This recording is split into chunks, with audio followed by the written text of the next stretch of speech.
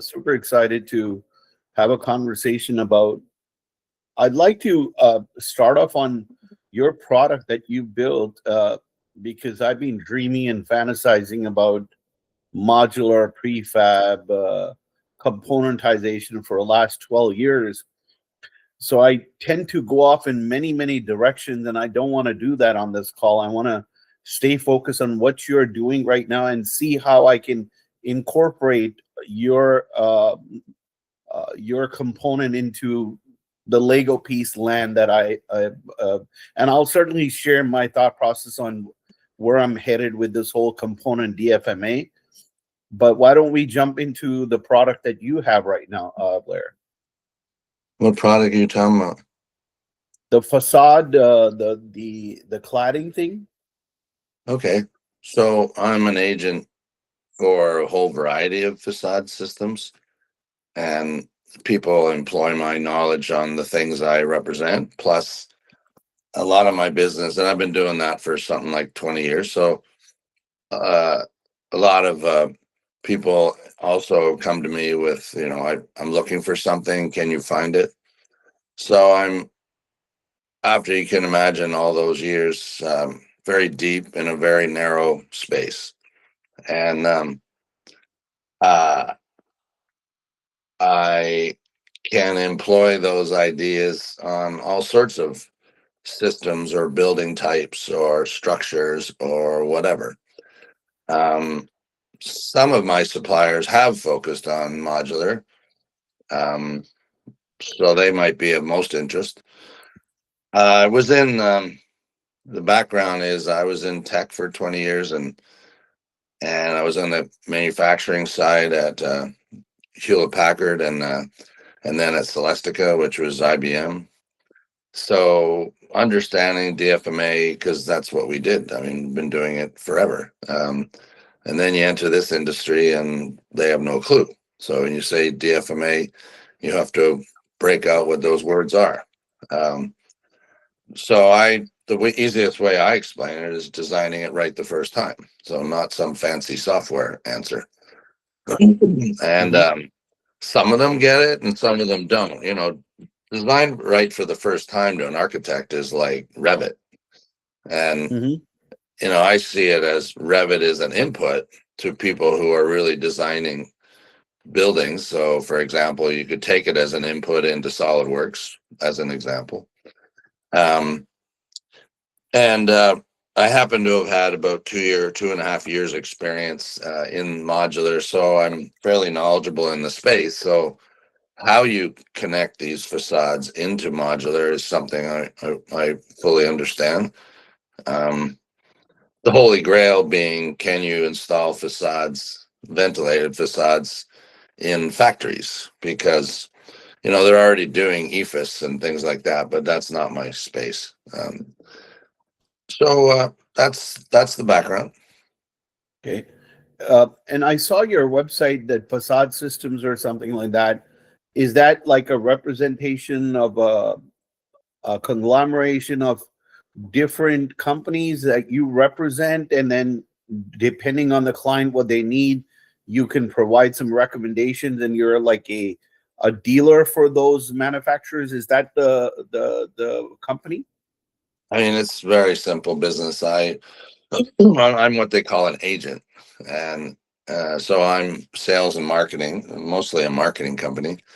I'm not any longer a direct salesperson because I couldn't handle the bandwidth. So I've built up enough reputation and so forth that all my marketing business, so it's just me, and I focus in on Ontario. My contracts also include Quebec, but frankly, I haven't spent any time there. And honestly, I live at Yonge and Lawrence in Toronto. I was joking with somebody that it's hard for me to leave the 416. Yeah. So I You don't mean, need to. a lot of the architecture community is here in the 416. So I kind of don't have to. And then when somebody builds a building, the subcontractors, usually it's the cladding contractors, buy from my manufacturers, and I get paid a commission. So it's a very simple business model. However, I, out of my own curiosity and interest and background in tech, um, have uh, been much more involved with the actual projects, and therefore have built a reputation and a brand around objectivity and engineering and technology and how do you detail something correctly. So I've built myself uh, as a resource, as opposed to, I helped start another company, and then I left that in 2016. And then I know all the other companies that are so-called my competitors, but they're kind of not, because we're all out there trying to spread the religion of ventilated facade. But they Mm-hmm. hire salespeople fundamentally. So Mm-hmm. they hire people that can talk about the colors and the shapes, and they're not necessarily understanding the full wall systems and how building systems work and how construction projects work and how trades leverage each other or get in each other way. So that's, as a friend of mine told me, that's the soft art of construction, and that's what I'm more involved in, and Wonderful. that's what differentiates me. That's awesome. And thank you so much for sharing your background. And I think you might be just the right go-to guy for me. So a quick background about myself. I've been in California for the last 2 decades, um, and dealt with a lot of more enterprise. I used to be an technical architect, solution architect for Salesforce, and advising Fortune 500 companies like American Express, BlackBerry, and Accenture, you name it all. And in my career, also, I've had some startup companies. I built some consulting SAP company, and then had a lead generation company. Started with one-man show, grew it to about 100 people, and then 10,000 people calling worldwide for lead generation. So a lot of technology, marketing background, and in that whole process, also I because of my lead generation background, I gravitated towards real estate, um, and went and bought like 30 homes with investor money. So knew the art of raising capital and going to VC guys and pitch decks and all that stuff. So I have that kind of capital raising ability also. But I fix and flip these homes on my cell phone remotely without even going there. And when I did that, and I applied a lot of these agile methodology implementation processes, and I realized this whole construction industry is upside down. Yeah. What if we were to productize it? And that became my passion for the last 10 to 12 years. And I got really attracted to the whole modular space is because of Z Modular, where I saw these apartment units, 30, 40 units going up in 1 month. They just kind of popping those boxes. And I got so fascinated by that image. And I said, oh my God, this is the Holy Grail. I started investigating all companies. Katera, when it was born, went and interviewed all the senior executives. I said, what the heck went wrong? You had $4 billion. What was the madness? And, in a lot of these areas, I saw that there was, most of the executives said it was greed. I guess they wanted to start off with a fourplex, and they wanted to productize that. And they said that that was the Holy Grail. And then the management went crazy and, wanted to go in all different directions. So different stories, but I interviewed 800 architects in the world. And Wow. the outcome of all that is I spent a lot of almost 250,000 now behind, and I'm going to share my screen with you. The outcome has been this gorgeous looking 2-story, 3-bedroom. It's called like an ADU, but it could be used as a house, or a nice modern house behind somebody's backyard and things of that. But with your engineering and architectural background, you can put on this lens. I went through about 85 iterations to keep the looks along with the technicalities. So each of these each of these modules are design, modular, panelize, and componentization. And the wet walls are laid in such a way that you can panelize the wet wall, everything else becomes a framing. So this entire, I call it dark night, this entire model is 6 mods, um, and it's got only 2 variation, 11 by 20 mod and a 9 by 20. 11 by 20 kept it because of the bedroom size, which is here on the left hand side. This mod, these 2 mods are all 11 by 20s, and this one is a 9 by 20 here at the bottom. These 2 are 9 by 20, so 2 mods. And then we've duplicated the sizing of the 9 by 20, like top to bottom, basically. It's verbatim, but have kept the symmetry, the modularity in place intact, and yet made it look really gorgeous. So 85 iterations just to build this. One might say, hey, these are a bunch of mods. I get it. What's so special? But the technicalities that went into the making, I can show you a VR. Let me share this with you. I'm going to stop sharing.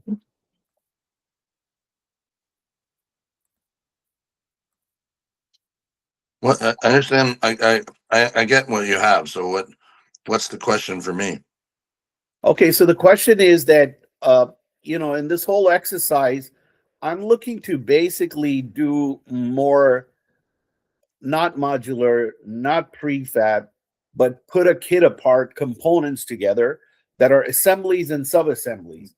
So my question to you is, while you kind of got that facade thing really locked down, I look at it as a component, a part of that whole making. Then you have the structural wall, the mod, which I'm leaning more towards metal lock, unless you have got a better solution. So for structural side, it's metal lock. Facade, I can work with you. Then I want to be able to share with you. Since we don't need to go through the VR side of it, I'm gonna just jump into the components, and you tell me that, how far can you push the buck with all these component manufacturers. I'd rather take a bunch of components and slap it together and create my 2-story or 1-story, if you will. So these are some of the components, and Okay, this is the whole life cycle, and I don't need to get into details of Dfma. before you go too far, why houses versus multi-res? Because you started with, you like what Z Modular did, and then now you're showing me a house. So tell me that logic. Because we're a startup, and everybody says, show me a proof. So show me a proof. I'm using not even a house, I'm using call it garden suite, laneway suite, or use as a stepping stone to be able to prove the concept of applying all the component design and execution. It's a much more manageable beast. I am in conversation with 8 units with somebody, one investor out of Calgary, that's asking me to do. But what I'm telling him, let's do 2 mods right now, and mods in such a way that they're not slapped by your on-site construction. This componentization methodology, let's do that. Let's get the bill of material, everything locked down. Once we perfect that, we get 3 or 4, maybe get some funds by selling those laneway housing, then lean towards those same principles very quickly into multifamily. So that's the thinking and ideation. Unless somebody says, hey, we trust you, we get it, you guys are a bunch of smart techie guys, here's 20 units, have at it, which this 8-unit guy is trusting us a lot. But I'm again dumbing it down. I'm saying, no, even though you want 8 units, just build 1 bedroom with me with 2 mods, exercise basically. And that's what I'm leaning towards. Does that sort of answer your question? Kinda. So there's 2 ways to approach cladding. So anyways, I gave you the bigger picture. So I was involved with Julian on Metal Lock for 2.5 years, and we weren't targeting houses. You can talk to Julian. I'm not going to speak for him, but the Metal Lock system is way over, designed for a house. But while we were doing it, so many people came to us because, it got out. I guess is the best way to say it. And it was COVID, so everybody had time to look at things. We were members of the Modular Building Institute. We went to the last one before COVID. We scurried out of Orlando on March the 13th. It was crazy. And lots of people came at us with houses, and a lot of people like who had a lot of money came at us with houses. And there was a guy in Colorado, and we were like, okay, we'll have at it, because we weren't like we in the early parts of our design. We went to an engineering company here and created a model for a 10-story. No, it was very narrow. I can't remember how narrow. No foundation, hurricane winds, and determined that only a couple members at the bottom 2 stories needed to be reinforced. So we were targeting, the mid-rise or even higher space eventually. Z Modular was going after that kind of large but low to mid-rise buildings, but Julian invented the corner they use called vector block, and it was really expensive. And Z Modular turned it into using HSS because that's what he makes. And he's like the biggest HSS company in North America. And that drove all sorts of cost and weight into his systems. So I'd recommend that you go understand that before you throw them up as the legend. But we were targeting the buildings, tall buildings, not homes. And so my opinion on homes is I don't have an opinion. Like, if you think you can build a business around homes, there's another company in Ottawa called Metalinia, and they've decided they're more like garden homes. So there's a whole push.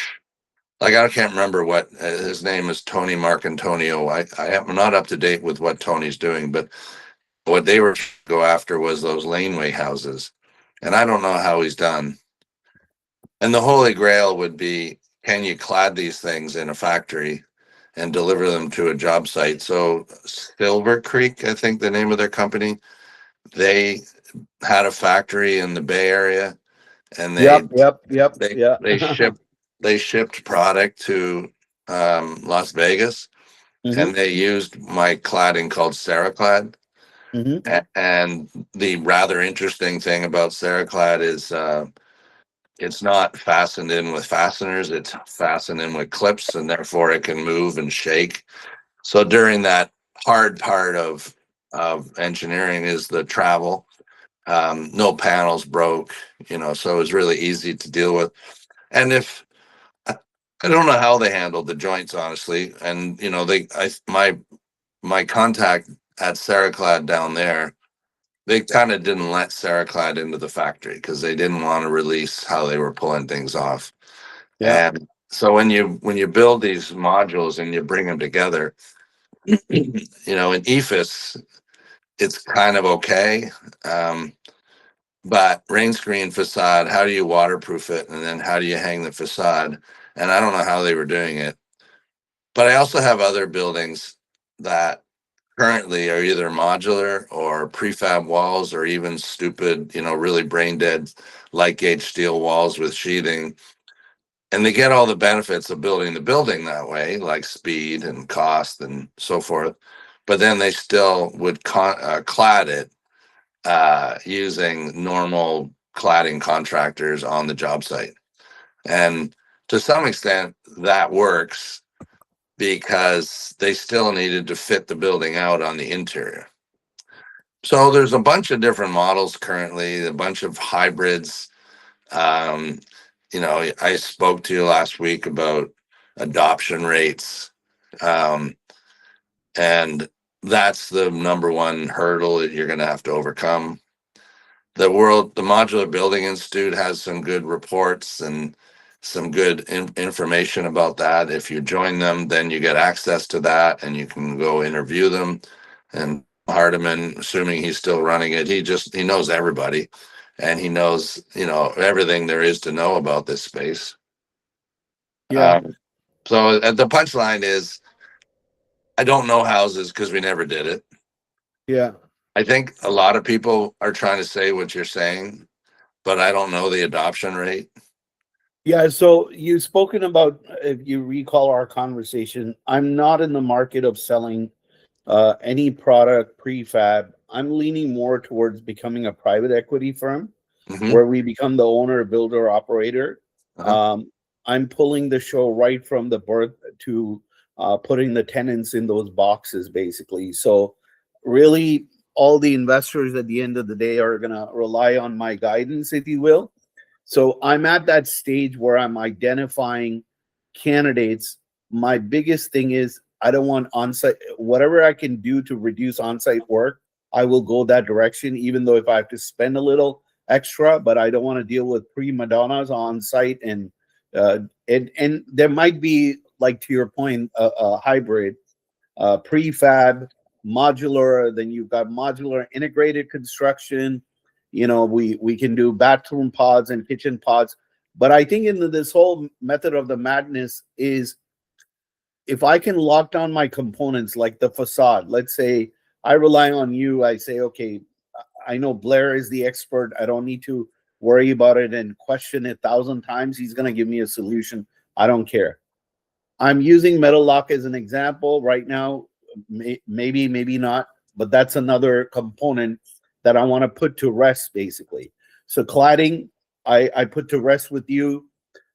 Metal Lock, there might be other candidates. I'm happy to discover that. But right now, that's what I have as a front runner. Then we're looking at, then let me share this other components that I've already identified that I feel are good candidates for whatever direction you want to take, panelize or modular, it doesn't matter. But these are the components that I have. So one of the components is this electrical bathroom thing. This is almost like a kit that I want. And I was talking to somebody from Intertech, and they said that with this kind of a model, because it's completely opened, this lends itself to that componentization thought process where you go and just plug this damn thing. It's almost like a CPU, rest all is framing, but be able to do this something in factory where I don't need to worry about uh, uh, certification, at least at the surface of it. The reason being, because this is going to be construction as usual. Once it arrives, it's already plugged into the wall based on the architectural thing. You've got the MEP already done, right? And now I take this concept a little bit more further, uh, not just MEP, but like the orchestration of a kitchen and a bathroom shower. You have that commonality, so that's a rack. So again, this is another candidate for offsite kind of construction. So I'm really picking a lot of these componentization approaches, and then the HVAC is also put in a rack panel, and boom, gone and fitted in there. So you got HVAC, you got kitchen. I showed you the plumbing and things of that. Now you have the washer dryer type of thing. That's also kind of componentized and plug and play type of thing. On the Windows side, unit wall is a great like example. But if you have somebody from a structural perspective where I don't have to mess around with windows, but make it look a little bit more attractive. This one looks like a really box type of thing, but the idea is a window wall type of thing, right? So these are the components or candidates that I've identified right out of the bat right now. You tell me, besides cladding, what are some of these components? Maybe you can help me in the design side of it and get some plumbers and HVAC guys, because what I'm showing is not really groundbreaking, but conceptually the process is really taking it into the offsite world, and then doing the modular integrated construction, which includes panelization, includes components, includes bathroom pod, kitchen pod type of thing. But so that's the thinking. So I'm going to pause here and then invite some thought process from your side. Well, I don't have an opinion on much of that. I guess, like, the big picture is there's lots of people out there with lots of cool ideas, with lots of renderings. I'd be a little paranoid. I would be, trust and verify. Uh, I would get yourself a really, really good construction cost engineer and really understand whether there's an economic benefit to all that integration. Because it's not completely true. Like it's not completely certain. And I mean, like people talk about it. Like, for example, if you build a modular and the electrician can pull wire in a factory instead of being on a job site, all of a sudden he's very efficient because he can walk 6 feet and do the next one. And you probably can negotiate, because the carpenters did this in the States. They negotiated a lower hourly rate with the carpenters, because these guys are always come to the same place. It's a nice lifestyle. They're never out in the cold. So the carpenters union could be part of this. They negotiate a lower rate, as an example. So those kinds of things affect the trade-off decision between integration or no integration. It's not like it is come down like to the brass tacks. And do I know whether that's your plan is better than not doing it? I don't know. Like I would just I would just be incredibly paranoid. Like take the ideas you've got and then go test the fuck out of them. Yep. And part of my things is recorded. And Yep. I would get a really good cost engineer. And obviously I would go see if there's any customers for it. I don't have an opinion whether there's any customers for that. I just don't talk to those people and never did. Um, um, Well, I'm not. My the my question is not. Sorry. Go ahead. Please go ahead. well, you can talk to Julian, and if you get past the the Julian part, um, he he does have a really good approach, which was um, very similar to what I did in tech, which was he creates a set of components, not subsystems, but componentry, and he always creates one or two choices so that he can get the lowest cost. So if you don't mind me asking, can you elaborate the difference between? I think there's some profound insights on that verbiage that you just used.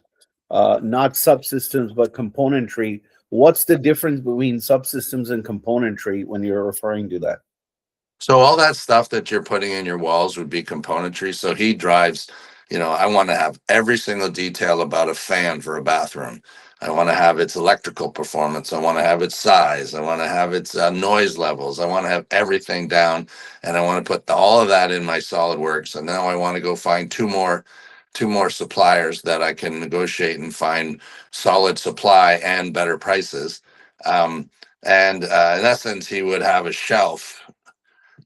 His view, and I think it's a good manufacturing view, is that the module is moving down the middle, and then at these different stations is all this supply, and then the right labor is grabbing things off the shelves to install. But he also has done everything in DFMA, so he knows all of these things fit.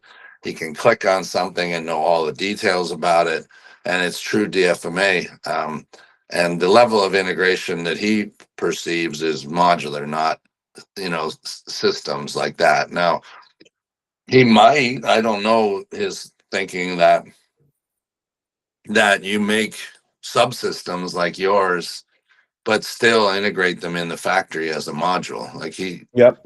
um so this idea of having subsystems that you sell on the street, I don't know. Like I don't know whether the market's ready for that. It all come down to the joinery, the Yeah. cost, the how do you handle it, who's going to be the labor force, uh, what are the upsides and downsides of just doing themselves on a job site. Like you can perceive lots of ways to go at it. Um, Yeah.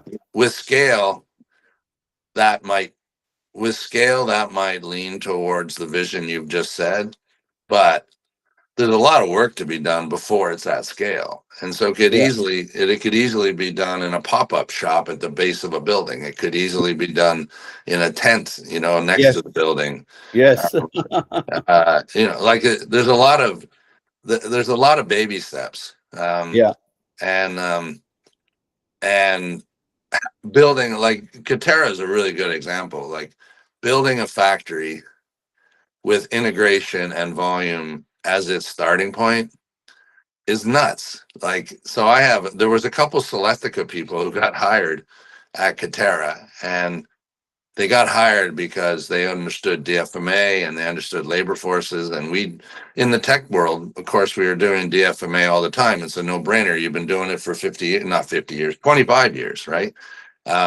But when you're building a Cisco router, it's a little different than building these MEP things that come from 25 suppliers, and you can never trust on their supply. And it's a total different gig. And so my friend, who I called him when I got involved in modular, and I called John. And I said, John, he was the brother of a really good friend of mine. I said, what went on in there? And he said, every time they ran into, first of all, it was wood. So that was a problem.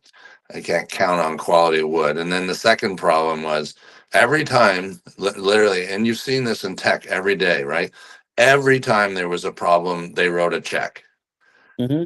And as opposed to putting five smart guys in a room and starving them and having them come up with the most cost advantaged solution, which at Celestica, we were always challenged with, even though we were spitting out cash, we were always challenged with how to solve problems for customers. And we did it by putting five smart guys in a room. Don't give them a lot of resources. I mean, the HP way was all built on this. Like, Yeah. put five smart guys in the room and don't give them a lot of resources and make them work all night, and you get some really cool answers. Yeah. Yeah. Katera, every time they're like a lot of the big issues are not what's inside your module. It's the joinery between the modules. And if you if you if you let dreams get ahead of brass tacks, who's the guy, what's the gasket look like, who's going to install it, how many do you need, what does that cost, is it better to do it on a job site versus in a shop, where is the subsystem going to ship, is that going to just basically be a subsystem like on a cars are always a bad metaphor because they operate in a total different world. But are you going to build these subsystems in the same place that you're putting the module? And therefore, it's just sort of like feeding the module creation. Hmm. Then you really have to do the industrial engineering to understand if the math is better to integrate it versus not integrate it. That's, Hmm. so, and I mean, it's like my 2 cents is take the vision, great vision, I would go test, test, test. And I would,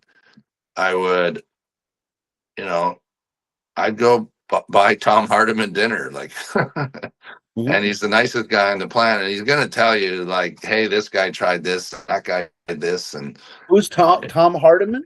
yeah, he probably still is. He's running the Modular Building Institute. They're a great resource. The other thing to think about is who else has sort of done this, and they've done it at really low cost. So I think it's called Polcom, is the name, out of Poland, and they've built some of these high-rise pod-based hotels in New York. And the only reason there's a woman who runs it, she's quite something. She's very bright. However, the only reason that it's worked is the Polish government wants it to work.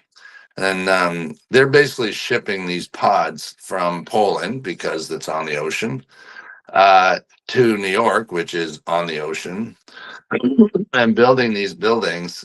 And they've been successful, I believe. They're dead simple. Like, if you ever stayed in one of those hotels, like they're not made for you and me. Like, they're made for 25-year-olds. And so it's those kind of really low cost really spit out chiclets, really avoid customization, really avoid spending a lot of money to solve problems. It's that whole tech culture of how did the PC first get invented? How did the first Mac get invented? And like all those, how did the first oscilloscope get invented? It was guys in garages working 24 hours and coming up with ideas and going, hey, we got this fan. Look at all this stuff, read biography. Look at all the stuff he did in rocket ships by employing cheap parts from the automotive industry. Like that's how it's done. Uh, Mhm. and and I'm not saying you're not doing that. I'm just suggesting that those are the things that you have to consider. Yeah, these are valuable insights. I genuinely appreciate them. In your mind, let's say we were to, uh, I will lean on you on the cladding side. Now, let's do a crawl, walk, and run. And so my approach right now is that's why you asked me like, why are you going after houses? I would say I'm not even going after houses. I'm going after garden suite, and the reason I'm going after garden suite because it gives me that R&D opportunity. Somebody can take a risk with me of saying, I want to build a 360 square feet garden suite, laneway suite behind your backyard. I'm going to take only cost and maybe little project management, but allow me to build it my way, if you will. So I'm taking that route for R&D. So I perceive that approach almost like fundable. I don't need to go find funding for that. I'm just building somebody a garden suite with two boxes, basically. Is that approach a good one based on what we're talking about? I don't know. The company I know in Ottawa is called Metallinia. I tried to search in Metal Linia, Ottawa. And metal, and then IGNA Oh, Met dot ca IGNA. Okay. and the guy who runs it is Tony Marcantonio, MARC Antonio, and he's I would call him a friend, and you could tell him that we spoke, and we were getting involved in the early days of this, but it wasn't going to be these garden suites. They were going to make big towers with, yeah, see, it says DFMA right there. He was going to make big towers with our metal lock, and we went down the road and he bought there's a town outside Ottawa that's sort of industrial. It's called Arnprior, and there was a really big factory that was doing high-end stainless steel components for nuclear. And then Trump comes along, and this is not recent. It's like 8 years ago, and that company decides to pull all their production back to America. So all of a sudden, there's this incredible factory with cranes, and you can run electrical under the floor, and it's just freaking beautiful for huge high ceilings, and it's just perfect for modular. But I'm not up to speed with what he's done with it since then. um, he does make a lot of money, I think, just making stud stuff, like roll forming studs, and that's I see a lot here on his website. He's not showing a modular on his website, but so I'm not up to speed with what Tony's doing lately. Like he's showing a lot of joinery. Yeah, basically showing a lot of metal fabrication. So I don't know if he's abandoned. His website is shut down here. Oh, uh, metallinia.ca, not .com, eh? Yeah, I have it open. Uh I don't know, for some reason I'm going to his website and Met, no, it's not two L's. So it's it's METAL IGNA. IGNA.ca. Yeah, I'm looking at it. Okay, got it, got it. Yeah, so he's doing that traditional prefab using frame CAD machine and providing the Yeah, No, the I mean, structure, if you will. Yeah. and if That's a Tony was, standard. and if Tony was willing to talk to you, you could understand why he's not in the modular anymore, according to this website. Maybe he still is. I haven't talked to him for a while. But that's another thing that Tom Hardiman could point you towards, who's a candidate for partnering. And then if you're thinking about being a private equity firm, I guess it's where you want to spend that money. I know I'm not an investor, but if you're going to invest in factories, that's one thing. If you're going to invest in projects, that's a whole nother project. Vector Zen Modular got in a lot of trouble, and they got really in a lot of trouble in the merchant modular business.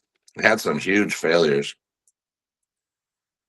so they backed up and they became their own developer. And so they basically got out of the merchant. I believe they got out of the merchant modular manufacturing and When you services. say merchant modular, what do you mean by that? Well, you go find a developer in Texas and you say, because they had a factory in Texas, and they said, "Oh, you want to do a 8-story building? Here's our proposal. 20 million dollars. We'll build your building for you." And the problem with that is you get one, and then it's really hard to level load your factory. And but if you're your own customer and Barry's got a lot of money, he can go buy a property in Texas and build an 8-story building and have it and get a property manager and rent it. And now he's in the rental business. Yeah. So that's him becoming his own customer. And who is this guy? He's the Z modular guy who's doing this? Yeah, Barry Zuckelman owns Zedmod. Yeah. Okay, got it. Well, I'm leaning he owns towards everything. yeah. He I'm owns the leaning whole towards thing. towards that same model. I'm looking to do not 8 stories, but the missing middle here locally in Toronto because of maximization of density and using 1 or 2 investors per project at a time, and then exiting out of CMHC. That's the approach I'm doing. But having all these R&Ds, all these bugs figured out at the smaller level, which is at the garden suite. That's what I'm looking to do, basically. So the city of Toronto hired NRB to build 2 affordable housing projects, and I think they thought they were feeding the industry. They both were designed by Montgomery Sizem Architects, and I know them. And they're a wood frame company. They've changed their name of their company, I think. They manufacture in Guelph. I'm sorry, no, in Grimsby. Um, they ship the modules to the site, and Julia and I went to the job site as they were stacking, and they were shockingly bad. So like floor levels would come like this, and there'd be a gap between the walls like this, because like this, and the alignments were stupid, and you'd see Tyvek blowing in the wind, and Oh, and wow. and then when they put the cladding on, they used hardy board, and the modules aren't straight, so then it does this, because they Oh, basically put Z-girts on the modules and then put the hardy panel on, so the hardy follows the wood facade, the wood structure. mm, So fundamentally, like a disaster, but like the city of Toronto wasn't willing to say it was a disaster, and Montgomery Sizem, you got to dance around them because they're a big customer of mine. So that that could be something greatly improved on. And then the missing middle space, my friend Payam Narselli, I told you about, he it would be a good guy to know.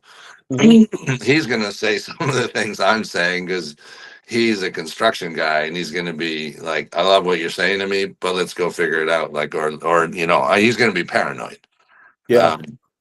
Would you be open to this 2 boxes that I'm putting all the team together? The guys at BCC, the head architect, she might end up joining me. The steel detailer is joining me because the disaster that happened there.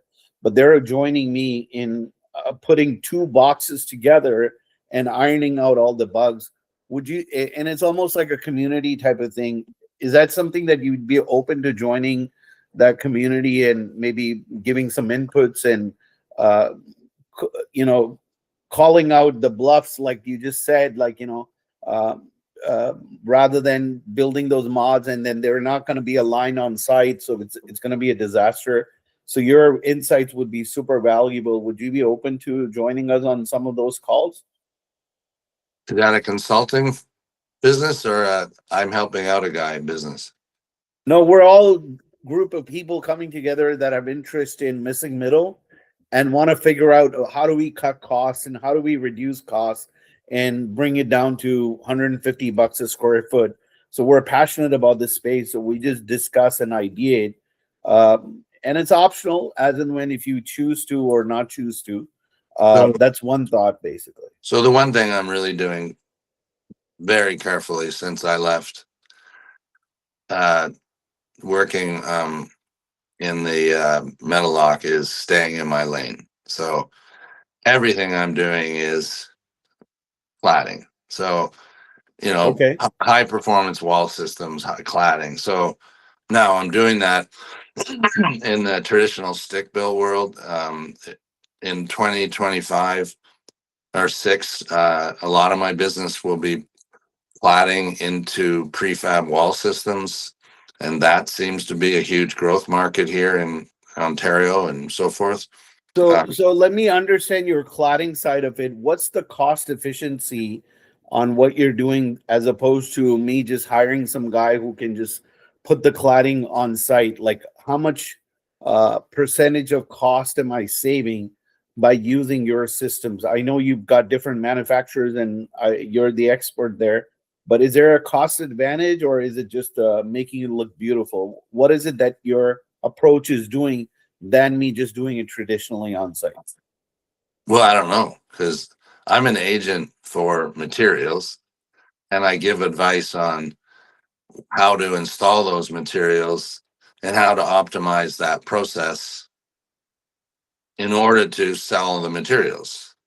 So, and I'm selling ultra high performance concrete that's made in North York to a company in Mississauga who's making very large modules that'll be shipped to the far north to make a hospital and a long-term care. I Oh, don't really. you're doing those bigger ones, and again, mind you, that I always get worried when people start talking such large commercial.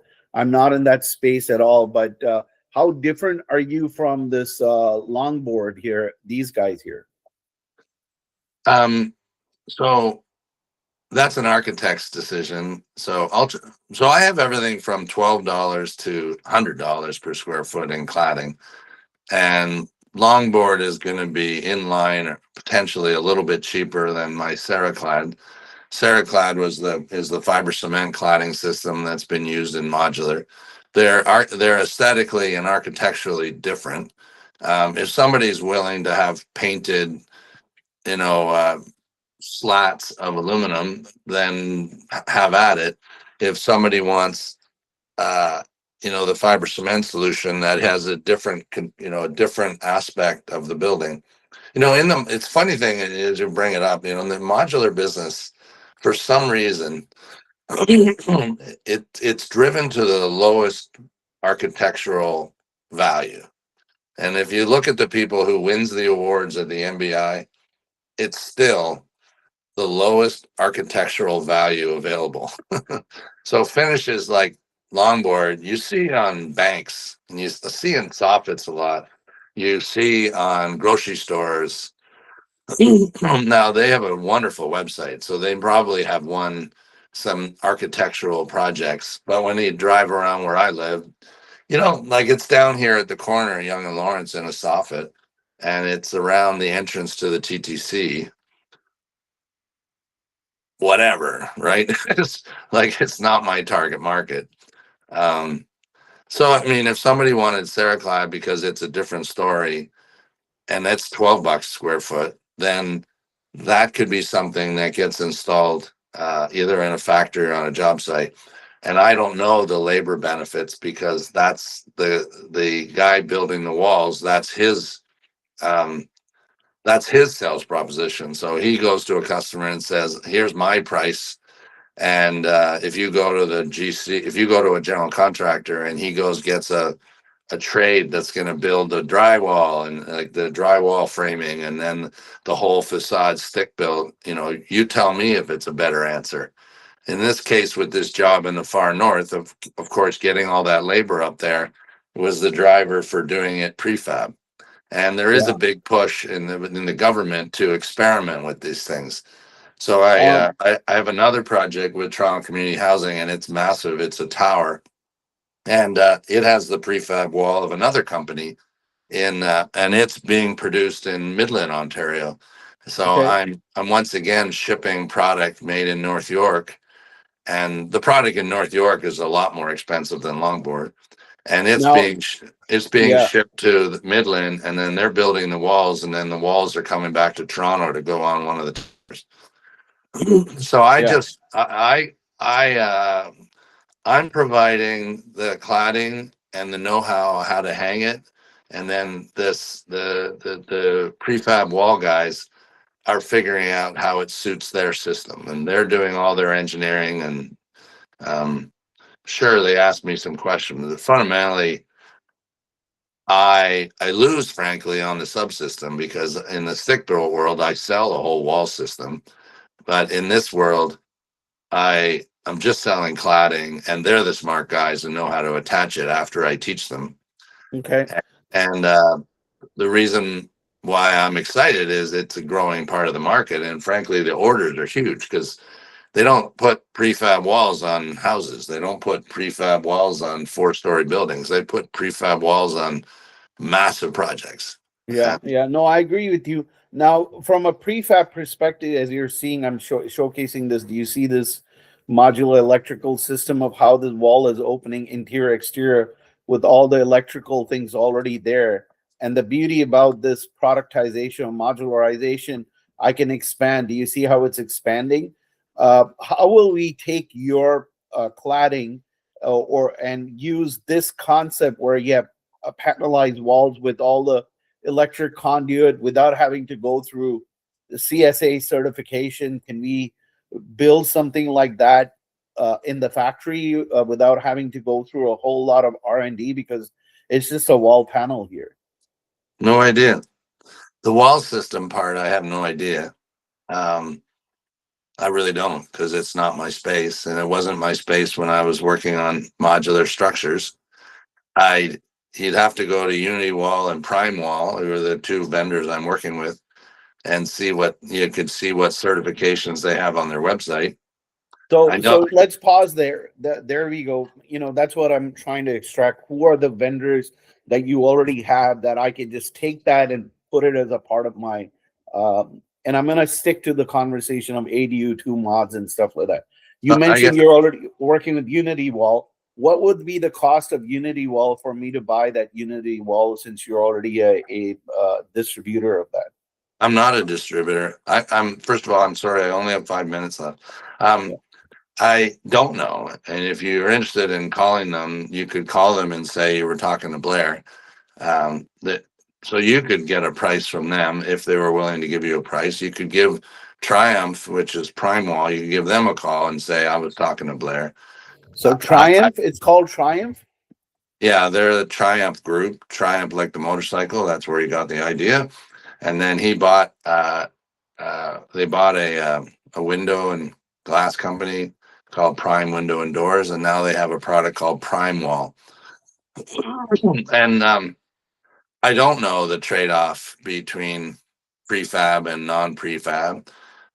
I don't even know if clients are thinking about it that way because these clients right now are government companies, organizations, and I do see a lot of, hey, we want to try this. So there's a big move by the federal government to try prefab wall recladding.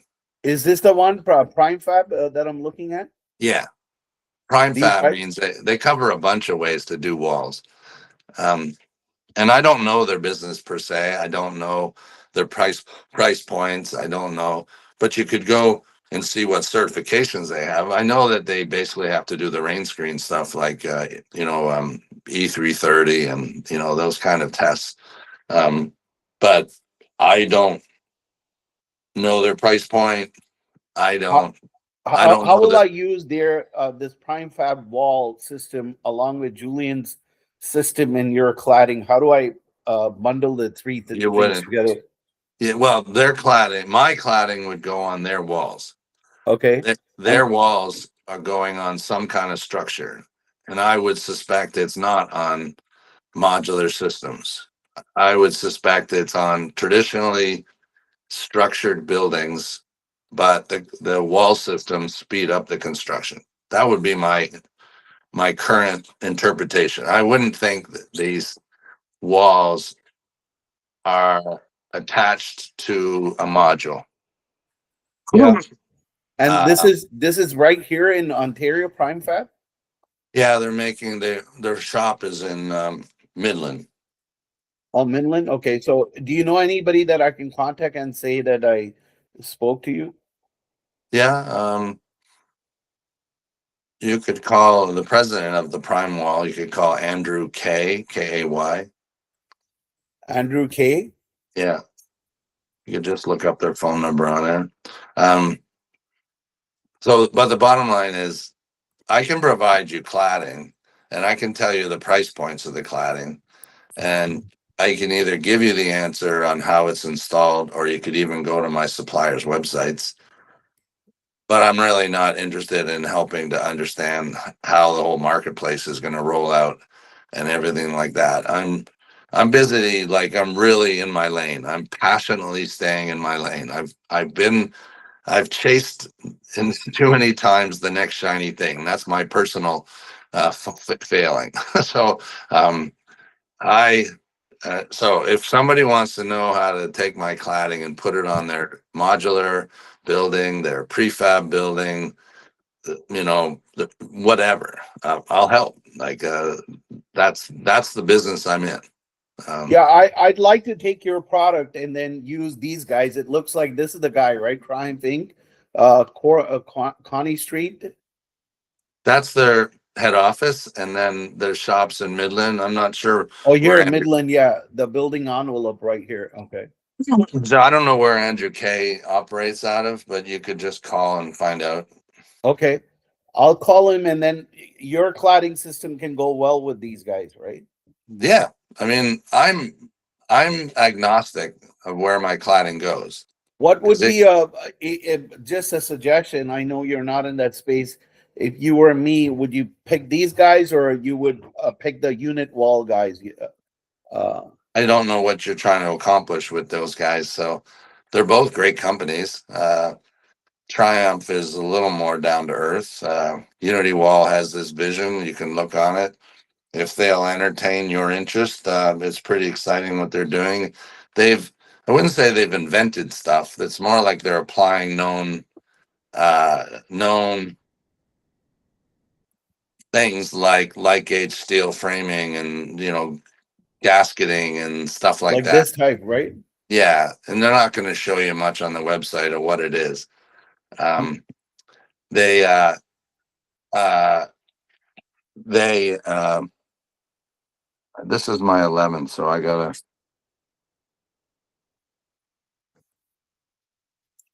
So I know you have to hop.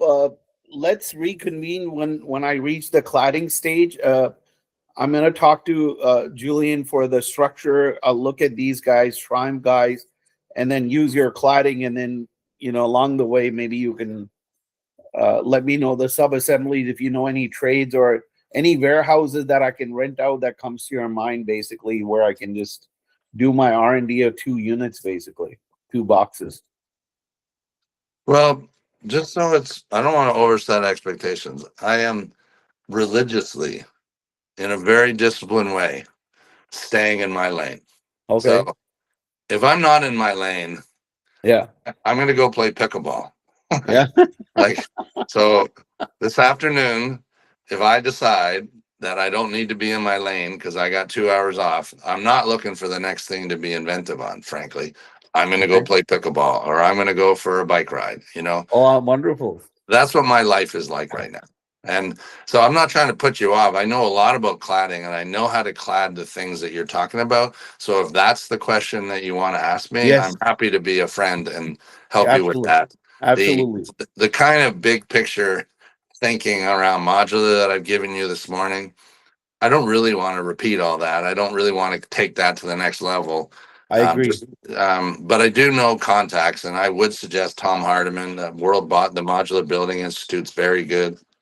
Julian knows a lot of people. The thing with Julian is you're going to have to listen a lot and keep him happy and friendly. And he's going to tell you what to do. Yeah. Yeah. He's No, in I the appreciate it. he's in the telling business. Yeah. No, I've really enjoyed our conversation, and thank you so much for coming on the call. Uh, when it comes to cladding, I'm not going anywhere. You're going to be my go-to guy. Let me start putting the pieces of puzzles together, and I'll stay in contact with you. You know, if I'm stuck, I'll just send you an email. I'm not going to bother you. If you can introduce, great. If not, you're my man for cladding. Sure. I'm happy to help with that. Thank you. Okay, take it. Okay. See you now.